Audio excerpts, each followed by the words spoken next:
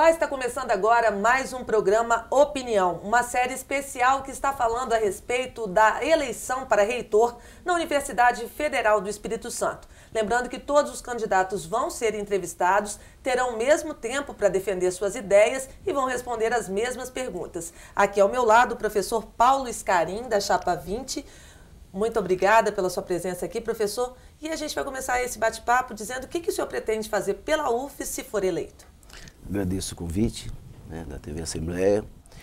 Nós estamos num processo na universidade que é muito importante, hoje, vocês estão acompanhando aí a definição dos rumos do futuro da universidade.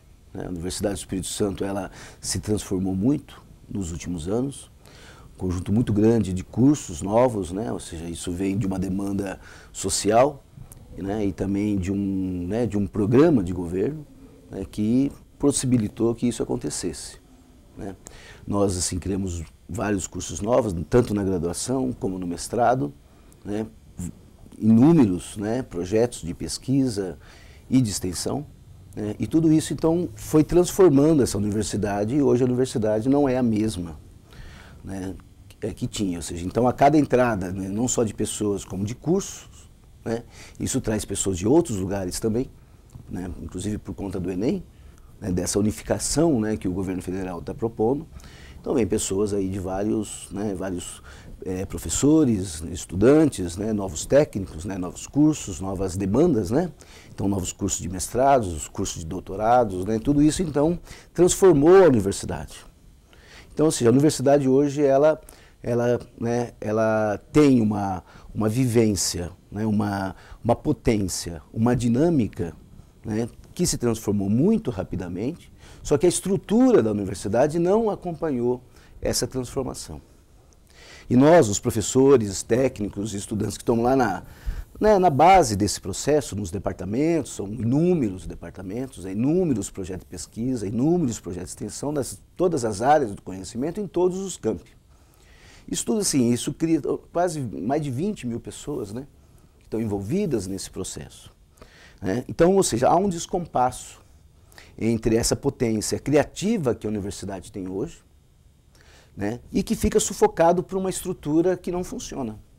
Ou seja, uma estrutura que nós também não participamos, ou seja, esses professores de todas as áreas, das engenharias, das humanidades, da área de saúde, de todas as outras áreas, tudo isso, ou seja, essa potência precisa então ser dinamizada, potencializada ainda mais. Então, a primeira coisa é mudar a estrutura da universidade, mas de forma que toda essa capacidade participe dessa construção. Professor, correto? Falando em infraestrutura, o que o seu projeto contempla a respeito de novos prédios, laboratórios? Então, veja só, uma das questões que a gente vive hoje na universidade foi exatamente a falta de planejamento. Ou seja, você tinha uma demanda social muito forte, você tinha o recurso para isso, mas, ou seja, a universidade, há muitos anos, ela não constrói o seu projeto. E ela não construindo coletivamente o seu projeto, a hora que vem o dinheiro e você tem que responder ao governo de uma forma rápida, tem que ser para amanhã, ou seja, isso não foi totalmente discutido a forma como foi feita, então criou uma demanda muito grande. Por exemplo, tem curso hoje, curso de fisioterapia, que não tem a clínica. A clínica é escola. Você tem outros cursos que não tem o laboratório. Ou seja, então esse descompasso entre a infraestrutura e o crescimento da demanda e o crescimento também dos cursos, isso está causando hoje um enorme problema que a gente tem que resolver a situação. Então hoje nós temos uma capacidade de trabalho muito grande, que nós podemos oferecer para a universidade, para a sociedade como um todo, não só novos cursos, mas também serviços do ponto de vista da extensão, então desde o hospital, as clínicas, os laboratórios, que também oferecem para a sociedade não só o conhecimento, a pesquisa, mas também serviços, desde a engenharia do direito, tem balcão de direito, defensoria pública, você tem um conjunto todas da engenharia, com grupos sociais, desenvolvimento de novas tecnologias, em parcerias com empresas, com governos, com prefeituras, e tudo isso necessita de estrutura. Ou seja, então a gente tem que fazer um pacto com a sociedade e com os governos, tanto municipal, estadual e federal, da importância que essa universidade tem para a realidade do Espírito Santo. Professor, ou seja, desde a área de agronomia até a área de medicina. Então isso, né, isso tem que ter uma estrutura. Essa estrutura, ela é pública, ela tem que ser garantida pelo governo federal e nas parcerias com os outros governos. Isso é um serviço, é uma política pública e é um direito da sociedade, uma universidade de qualidade, pública, gratuita e de qualidade. E os serviços para isso. Então, ou seja, nós temos que fazer um movimento, se for a questão de recurso, né, é impossível que o Brasil, num momento bom da economia, não consiga ter o recurso para a educação de qualidade, principalmente no ensino superior. Então, eu tenho que fazer um pacto pela educação, pela saúde pública, pela qualidade desse serviço. E isso nós vamos conseguir como? Né, com muita vontade política e com mobilização da sociedade, se for o caso. Porque, por exemplo, pegue o hospital. O hospital é um serviço fundamental, né, não só para a universidade, como para a sociedade. Então tem uma relação aí em várias áreas do conhecimento e em vários serviços. Essa relação ela é fundamental para as duas partes. Ou seja, para a população que necessita de serviço público de qualidade, que é a saúde, no caso do hospital, como também para a universidade, para o seu desenvolvimento científico, para o ensino de qualidade, porque os estudantes precisam ter a prática, né, num hospital escola, que seja garantido essa qualidade com equipamentos, porque se o médico não for bem formado, é a sociedade que vai perder depois. Correto? Porque, ou seja, então tem que ter isso, a sociedade tem que entender, a imprensa tem que entender, os governos têm que entender da importância da Universidade Federal do Espírito Santo. Essa importância, então, mas agora, se a universidade não tiver um projeto, bons projetos, ou seja, se ela não tiver também bons serviços e boa qualidade de ensino, né, a sociedade também não vai encampar esse pacto. Agora, acredito que ela ela precisa ainda melhorar uma série de setores, mas ela está atendendo, né, esses quesitos que a sociedade pede dela. Né? Professor, com relação à moradia estudantil? Não tem condições de você ter uma universidade de qualidade sem moradia estudantil. As pessoas, então, tem que desvencilhar as coisas. O que é moradia estudantil? É um espaço no qual as pessoas que, né, moram, né, residem originalmente, né, numa distância que não permite que ela vá e volte todos os dias, né, e principalmente em cursos também que exigem do aluno que ele fique mais integralmente na universidade, né, isso é uma condição para a vida acadêmica de qualidade. Né? Ou seja, eu morei na moradia na minha graduação e no meu mestrado. Ou seja, sem isso eu não conseguiria, porque eu morava a 600 quilômetros, né, lá da USP. Então, ou seja, como que eu iria ter essa condição de estudar, me dedicar mais integralmente ao estudo, que é essa função primordial da universidade, é o ensino, é a formação. E essa formação tem que ser de qualidade. E para ter qualidade, numa universidade pública, não é só para quem tem dinheiro para pagar moradia. Então, uma pessoa que não tem dinheiro para pagar moradia, veio do interior, né, nesse aluguel que é caro, por exemplo, que é de Vitória, que é de Alegre, que é de São Mateus, né, isso vai fazer o quê? Como é que uma pessoa que vem agora pela inclusão, a gente coloca as cotas, o direito, garante o direito da entrada, né, lá daquele garoto ou daquela garota lá do interior do Espírito Santo. Aí essa pessoa vem para cá. Como que ela vai viver aqui? E ainda assim ter tempo, você vai ter que trabalhar, além de se manter para pagar o aluguel, ou seja, e essa pessoa que tem um grande potencial pode não ter tempo e condições para se dedicar integralmente ao estudo. Isso faz então que a moradia, ela é condição inicialmente para isso, para a inclusão. Não há inclusão sem moradia. E a universidade tem dinheiro para isso, está vindo dinheiro para isso. Inclusive a universidade está devolvendo o dinheiro que ela não está conseguindo usar todo o dinheiro da inclusão. E está usando o dinheiro da inclusão para outras coisas, que não deveria ser. Correto? Então, assim, tem dinheiro, tem demanda da sociedade. E a moradia também é o lugar da vivência, da integração de pessoas de várias áreas do conhecimento, de várias regiões do Espírito Santo e do país, e isso que forma uma mentalidade universitária, a pessoa ser aberto para outros costumes, para outros conhecimentos, né? Ela interagir, não só dentro da sala de aula, como em outros momentos. Então tem vários exemplos de moradia, de modelos de moradia bem-sucedido pelo país, né? Ou seja, inúmeros, moradia que deu uma condição de vida, uma tranquilidade para o estudo. Essa que é o seu objetivo principal. Professor, com relação à segurança? Então, nós temos que entender né, primeiro, né, ou seja, a sociedade que nós estamos vivendo. A universidade não é uma ilha. Não é uma ilha. Né? Ou seja, e ela não sendo uma ilha, né, ela não pode, né, se separar da sociedade. Ou seja, e ela tem uma responsabilidade pela ser o lugar do saber, do conhecimento. Né? Ou seja, e nós temos hoje inúmeras áreas do conhecimento, por exemplo, grupo de estudo sobre segurança na universidade.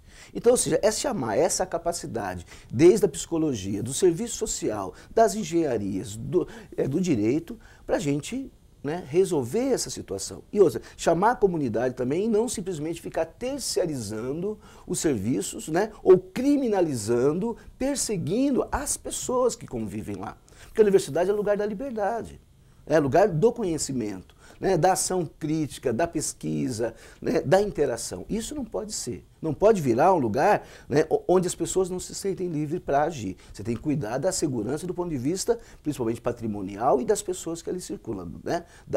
Essa garantia nós temos que dar. E nós temos muito conhecimento para isso. Não precisamos ficar terceirizando todo o serviço. Professor, nós temos ainda poucos minutos. E a questão do hospital universitário. O senhor disse que vai procurar investir, é necessário, para garantir não só... E se necessário construir outros hospitais, outros cursos de medicina, a saúde, não só medicina, como enfermagem, nutrição e todas as áreas da saúde, são fundamentais hoje, ou seja, nós deveríamos ter um outro pacto, além do pacto pela educação, é o pacto pela saúde pública, que começa desde a alimentação de qualidade, sem agrotóxicos, e nós temos muitos grupos que participam disso na universidade, que passa pela alimentação escolar e que vai chegar a uma qualidade de vida.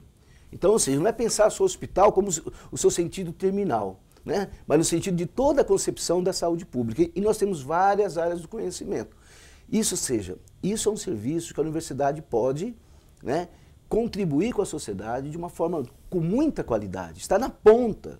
Ou seja, a universidade, deveria ser o lugar que os serviços que ela presta nessa parceria com a sociedade esteja na ponta do conhecimento. Essa é a sua função. Então, como é que... Não, é inaceitável um hospital universitário com péssima qualidade, é isso que eu estou dizendo. E nós temos que lutar com todas as nossas forças para conseguir esse hospital, né, e não só o hospital, como a saúde pública de qualidade. Professor, o senhor ainda tem 1 minuto e meio para fazer suas considerações finais. Bom, eu dizer que a universidade hoje vive um momento muito ímpar, né? Faz anos que a gente não tem na universidade, né, um espaço democrático, né? E nós, né, do movimento Chamada Geral, né, que é um movimento, né, que está propondo uma universidade democrática e popular, de fato. A universidade hoje ela não é democrática. As pessoas não... estudantes, os trabalhadores técnicos da educação e os docentes, os professores, né, toda essa massa crítica e criativa, essa potência não está sendo aproveitada porque você tem uma estrutura arcaica, monárquica, né, hoje na universidade, da ideia do rei, né, e isso tudo tem que, né, ser rapidamente transformado. Então, uma universidade que ela seja participativa, que ela seja democrática nas suas instâncias, que ela incorpore todos os conhecimentos e que ela consiga incluir todas as regiões, todos os saberes, todas as etnias, todas as classes da sociedade capixaba. A universidade ela é pública, ela é gratuita e ela tem que ser também, né, com qualidade, democrática e que ela inclua, né, não só as pessoas para entrarem nela de forma, né, mais aberta, ou seja, expandindo mesmo o máximo possível que nós conseguimos essa universidade para todos os municípios que tiverem condições, né, de recebê-la com parcerias, né? Então nós temos que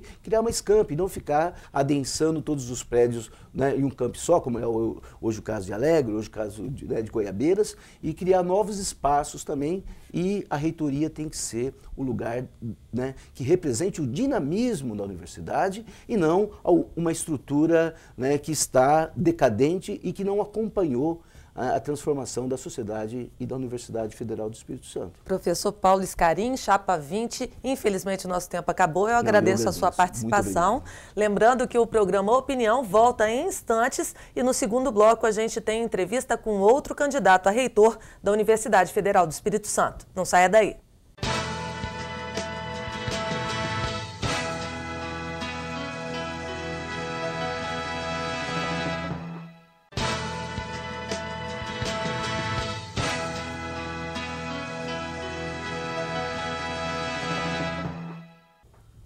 Estamos Estamos de volta com o segundo bloco do programa Opinião, uma série especial que está tratando a questão da eleição para reitor na Universidade Federal do Espírito Santo. O nosso convidado agora é o professor Armando Biondo Filho, que é da Chapa 10. Seja bem-vindo, professor.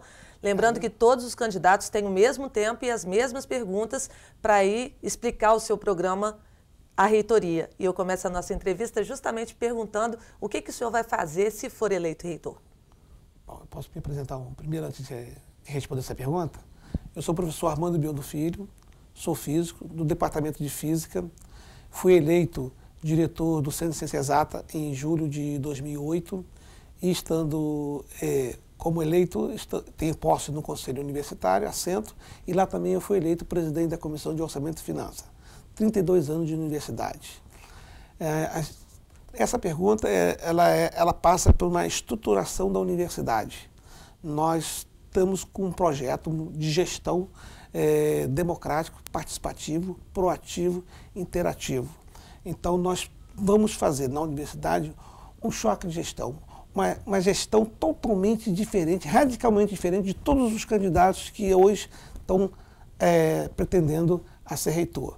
A nossa política é uma política descentralizadora das ações, tanto da parte da gestão orçamentária e financeira, como também da gestão administrativa.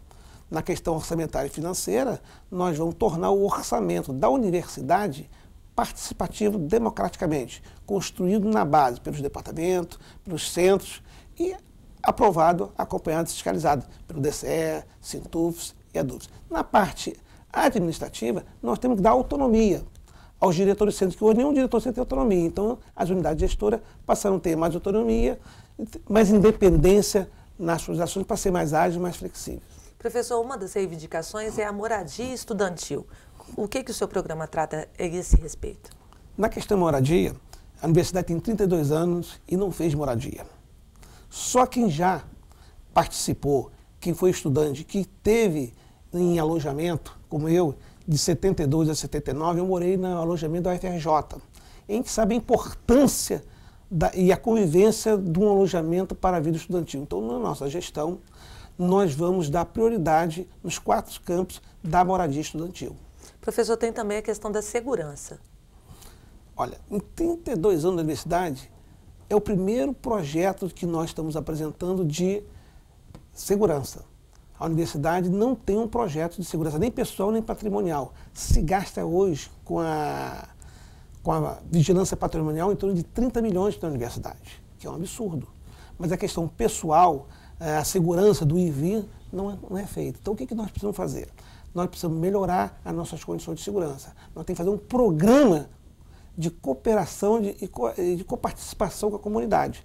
Nós temos que educar, nós temos que colocar câmeras estratégicas, pontos estratégicos, aumentar os vigilantes da universidade federais, para coibir a entrada de qualquer pessoa estranha à universidade que não for aluno ou professor que vão fazer as atividades de ensino, pesquisa e extensão.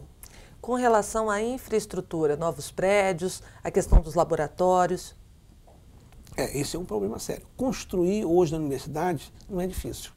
Se você tem bons projetos, você capta recurso financeiro e você constrói os prédios. A manutenção, que é precária. Nós não temos hoje, em 32 anos de universidade, não tem um programa preventivo e corretivo de manutenção. Nós vamos atuar fortemente na parte de infraestrutura e manutenção da universidade, de todos os prédios. Agora, professor, com relação a isso, tem também a questão do hospital universitário, que é aí um dos grandes problemas, que afeta não só a questão da formação profissional, como também a própria sociedade, né?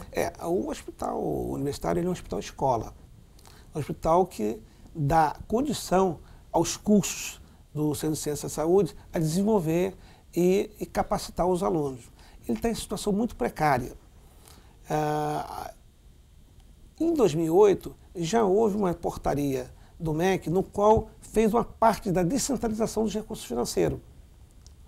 Mas ainda não foi dada autonomia completa ao hospital. Então, na nossa gestão, nós vamos dar autonomia ao superintendente do hospital. Nós precisamos colocar no hospital um gestor hospitalar para melhorar o funcionamento do hospital. Nós precisamos fazer as correções que têm sido feitas lá. Um exemplo, a farmácia, que é de importância vital no atendimento ao paciente, é no subsolo, estrategicamente errado. Então, a falta de planejamento, a falta de infraestrutura e a modernização tem que ser levada ao hospital mais rapidamente. Não tem um sistema no qual o atendimento aos pacientes é informatizado. Nós estamos em TIC, em Tecnologia de Informação e Comunicação, 20 anos atrasado. É tudo no papel. O hospital hoje ele tem uma receita junto ao SUS e essa receita é perdida porque não está nada informatizado. Então nós precisamos melhorar isso. Nós precisamos melhorar os ambulatórios. Nós precisamos ter lá um prédio de residência médica, um prédio de vivência. Nós precisamos ter uma infraestrutura adequada e modernizada. Por quê? Porque nós sabemos que a saúde tem que ser pública. Nós somos contra a PNL 1749, que privatiza os hospitais. Nós somos favoráveis que a saúde do cidadão, como está na Constituição, ela tem que ser pública e gratuita e de qualidade. Professor, quando o senhor fala nisso, a gente pressupõe que precisa de investimento. O senhor disse que, com essa gestão que o senhor pretende implementar, existe recurso para melhorar o que é feito hoje na unidade? Recurso financeiro não falta. Você tem que fazer os projetos. Você tem que fazer o planejamento, você tem que fazer os projetos e, à medida que os projetos forem saindo, você vai buscando os recursos adequadamente nos setores onde é propiciado a fazer os fomentos. Nós temos editais públicos, nós temos agências de fomento, nós temos o Ministério da Saúde, nós temos o MEC, nós temos o Ministério da Ciência e Tecnologia. Então, nós temos podemos ter parceria com o Ministério com o Governo do Estado, Secretaria da Saúde, com a Municipal. Então, é só questão de querer fazer, querer que o hospital seja público, gratuito e de qualidade. Existe mão de obra hoje suficiente para manter aquela unidade funcionando? Esse é o grande problema do hospital. O hospital hoje tem uma parcela da sua mão de obra terceirizada. Por que terceirizada? Porque os gestores da universidade, o gestor do hospital não fizeram o dever de casa corretamente. Não buscaram junto ao MEC, não buscaram junto ao Ministério de Planejamento e Gestão e Orçamento os cargos propícios para implementação no UCAM. Por esses governos passados, no qual os cargos eram extintos ou não era reposto, então esses cargos a universidade foi colocando terceirizado, que é um erro. Nós temos que retomar os concursos, nós temos que abrir mais vaga, nós temos que... Tem mais de 300 leitos do hospital sem ser fornecido, sem ser adequado para a sociedade de modo geral. Nós temos que implementar isso, temos que buscar isso, fazer uma ação junta com nossos políticos, tanto a nível estadual, federal, para que o hospital ele continue sendo o que ele foi sempre caracterizado na sua estrutura. Um hospital escola e de atendimento à comunidade de modo geral. Professor, por falar em comunidade, como é que vai ser essa aproximação que o senhor pretende da Universidade Federal do Espírito Santo com o entorno, os bairros do entorno? Muita gente ainda não conhece o trabalho desenvolvido na UFES. A universidade não tem uma política de marketing, não tem um setor de comunicação forte e a Pró-Reitoria de Extensão não tem uma política bem definida da potencialidade dos professores, dos conhecimentos que pode ser agregado à sociedade. Nós vamos trazer e vamos botar isso para a sociedade de um modo mais efetivo, mais transparente.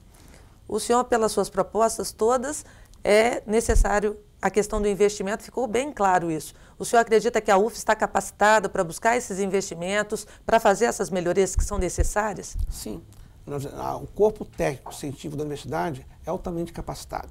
Eu acho que está faltando um upgrade, um incentivo na construção democrática, participativa, a gente fala proativa, né? Interativa com a comunidade, para que esses projetos surjam e aí a gente vai captar os recursos financeiros necessários ao seu desenvolvimento e ao seu crescimento. Voltando na questão da segurança, o senhor disse que a terceirização não é a melhor opção para fazer segurança no campus. O que seria esse projeto detalhadamente? Olha, no nosso projeto, a gente prevê mais vagas para vigilante federal, vai buscar junto ao MEC, junto ao Ministério de Planejamento, Gestão e Orçamento.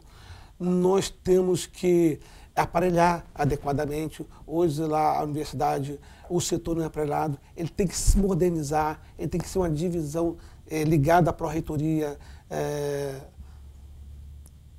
a central, a reitoria central.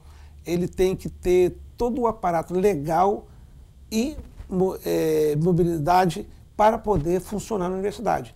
Nós temos que botar mais vigilância, mais câmeras de vigilância, melhorar a iluminação, botar pontos estratégicos na universidade, botar um sistema de vigilante rotativo, para poder dar segurança ao aluno, ao professor e quem quer ir à universidade participar das atividades. É isso que nós vamos fazer. Isso em todas as unidades de ensino? Em todas as unidades, não só nos campos da universidade, como também nos campos avançados, nas áreas oceanográficas que nós temos.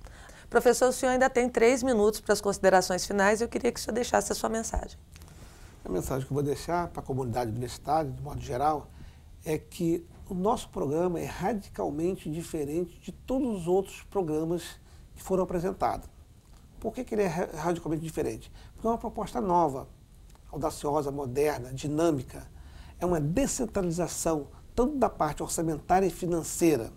Com isso, nós vamos dar às unidades gestoras, à comunidade universitária, mais independência, mais autonomia, mais recursos financeiros. É por isso que nós estamos com essa proposta de que tanto a parte acadêmica como científica e tecnológica, elas vão ser primadas pela qualidade, pela capacidade e pela competência. É por isso que nós estamos com essa proposta diferenciada de todos os candidatos. O senhor acredita que toda a comunidade acadêmica e estudantil, elas estão voltadas para esse pleito?